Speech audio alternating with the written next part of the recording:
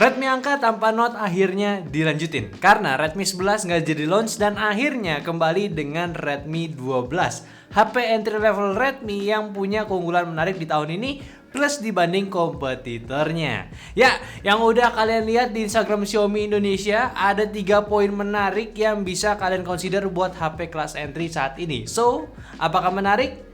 Pertama, saat mereka launch, gue sih liatnya handphone ini ya bagus banget. Ya kata lain, lu dapetin handphone ini, rasa desainnya tuh kayak Poco F5. Maksudnya tuh Redmi Note 12 Turbo yang ada di Cina sana. Ya bagus dong, artinya ngikutin desain kakaknya yang memang udah jelas bagus. Tapi ya udahlah ya, kita lihat harganya dulu. Yang posisinya ini manis banget di 1999 untuk 8128 dan 2199 untuk 8256 GB. Ini HP entry sekarang udah mulai gede-gede nih si memory storage-nya. Pada butuh buat apa sih memang?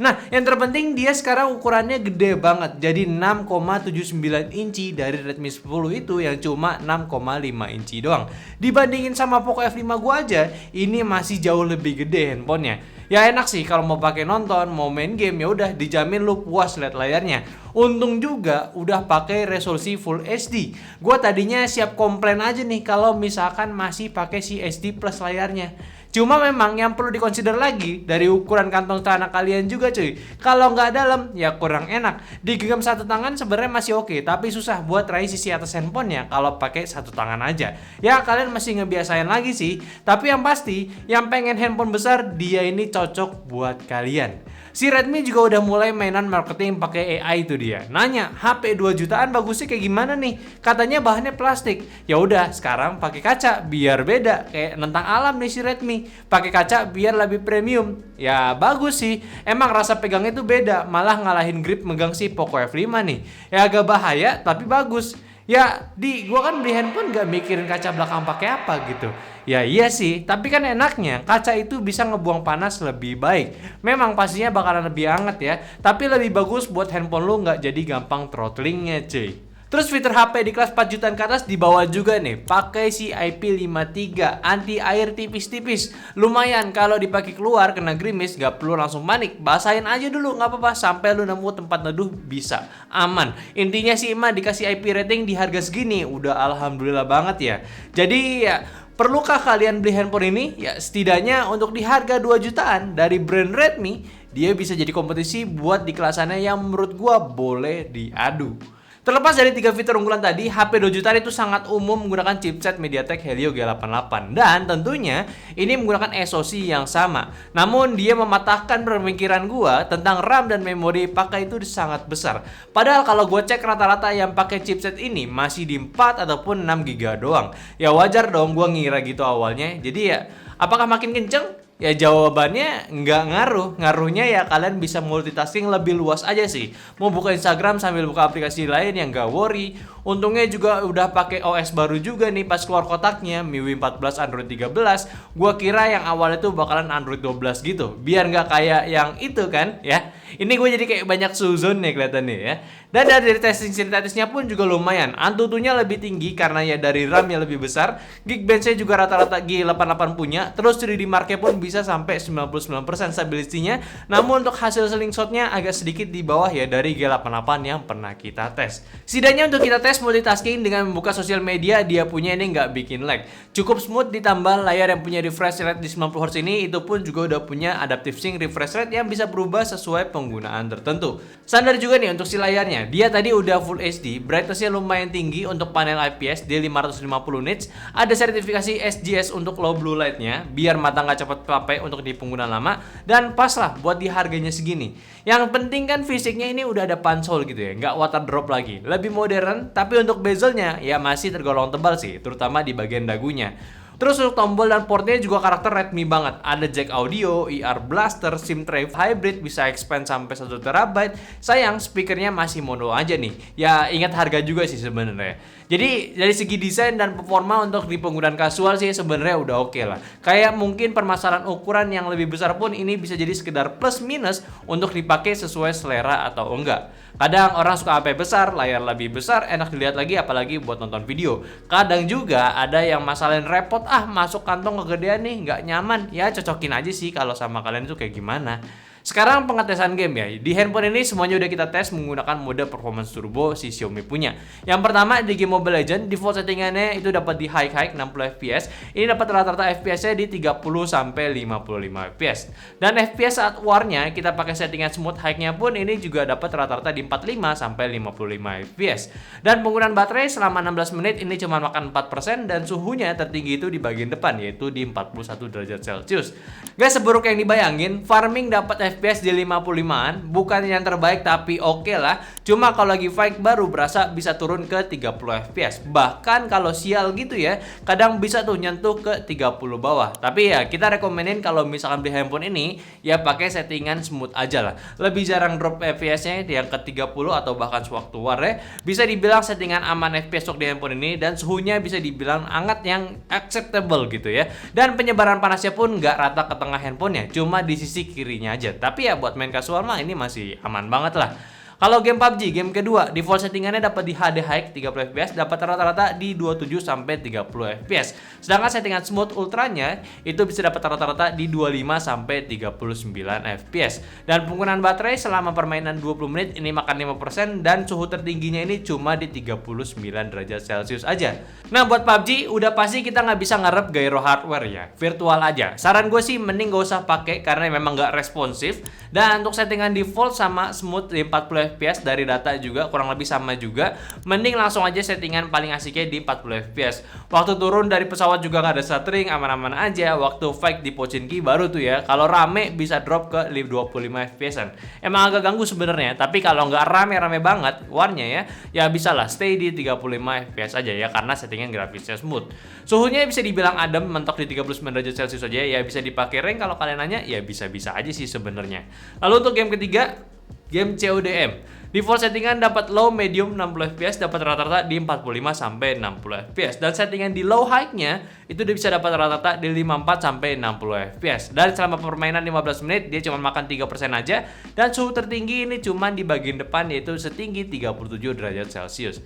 Sebenarnya buat kedua settingan ini sama aja ya, maksimal di 60 fps. Harusnya sih ya medium itu mentok di 40 kalau nggak salah, tapi ya udahlah ya. Langsung ke low high aja biar sekalian gitu. Ternyata ya masih anteng aja di 59 fps-an. Itu turun sedikit gara-gara smoke sama molotov doang ya, nggak ada stuttering juga, nggak ada ngelek-ngelek yang ganggu. Approve juga buat push rank, pakai handphone ini masih bisa. Suhunya pun udah pasti adem banget ya karena grafis low juga sih. Sekarang kita bahas kameranya. Kameranya dia pakai 3 setup kamera, 50 megapiksel kamera utama, 8 megapiksel ultrawide dan 2 megapiksel gimmick. Kalau kamera depan ya 8 megapiksel aja. Untuk fitur sebenarnya nggak banyak yang ditawarin buat handphone ini, tapi ya sambil lihat aja dulu hasilnya gimana, dan hasilnya sebenarnya bagus. Buat main cam-nya, kamera utamanya, hasil processingnya itu somehow gua suka banget. Dari processing hasilnya, dia bisa hasilin dynamic range yang pas dengan detail-detail yang masih bagus. Sudah cukup optimal lah buat hasil kamera di handphone ini. Bahkan untuk 50 megapikselnya, jelas bisa memberikan detail lebih banyak, gambar lebih tajam, nggak sekedar gambar yang dibesarin aja nih pikselnya. Terus juga untuk di mode HDR-nya, bisa ngangkat area highlight dan shadow yang kurang. Ya, gua nggak expect buat handphone harga segini punya kualitas kamera yang begini. Ini oke banget, tapi trade off-nya itu satu, nggak ada mode AI-nya di Redmi 12. Nah, kalau untuk kamera ultrawide-nya, ya walaupun kalau profilnya berbeda dari kamera utama yang lebih saturated yang ini, tapi hasilnya juga masih bagus. Detail rumputnya masih jelas juga, yang ke stretch nggak hancur objeknya, ya ini oke banget lah. HDR-nya pun juga bisa naikin sedikit dynamic range-nya.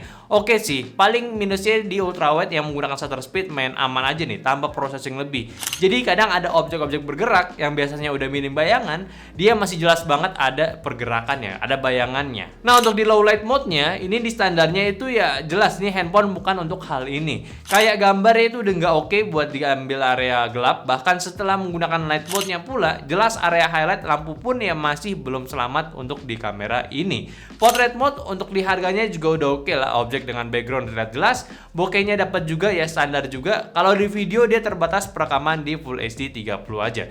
Yang kualitasnya sih udah di rata-rata harga handphone segini.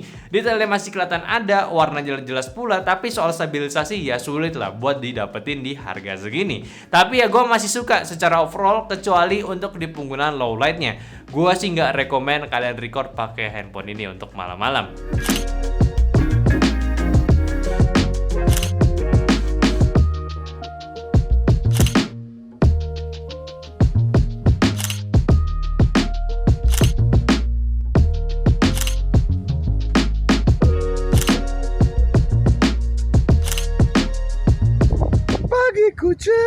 nggak usah gitu dong. Nih, ini adalah perkebunan duniawi bareng Aldi Raji. Nggak Nggak kelihatan. Ya udahlah. Namanya ini adalah Redmi 12, HP yang 2 jutaannya tuh 2 jutaan menggembirakan gitu. Jadi kita nggak bisa banyak komplain karena kalau dibanding sama kompetitornya di brand-brand sebelah dengan spek yang sama dan jualan gimmick, harganya bisa sampai bisa dibilang ngeri menurut gua ya, tapi ya selalu semua.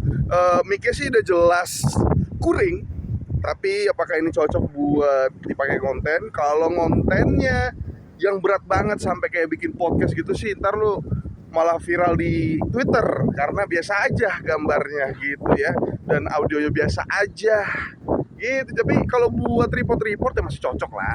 Artinya adalah kalau lu pakai ini buat kerja sehari-hari atau buat sekolah masih bisa, buat kuliah juga masih bisa lah. Slow aja, ini masih oke kok. Nah, awannya di sini coba kita coba backlight ya. Wow, ya udah lah. Redmi 12 luar biasa. Mending Redmi Spec atau tidak ya? Let's go. Lainnya dari handphone ini, oke, konektivitas dia masih 4G, dapat Bluetooth 5.3 juga terbaru, dan sayang banget NFC untuk varian Indo kayaknya nggak ada.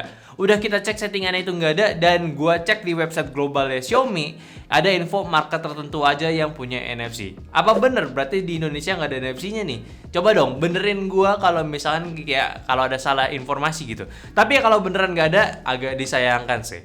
Terus sensor juga dari segi basicnya udah ready, cuma untuk gyroscope masih virtual ya. Pengaman juga ada face unlock dan juga fingerprint di samping yang standar di 2 jutaan. Serta baterainya, gua kira bakalan di 6000 mAh karena handphonenya besar. Cuma kayaknya Redmi pengen tetap handphone itu ringan, jadi masih di 5000 mAh aja nih dengan pengecasan 18 watt yang makan waktu lumayan lama buat ngecas fullnya lagi. Ya setidaknya buat dipakai seharian sih ini masih oke, nggak rewel baterainya ya.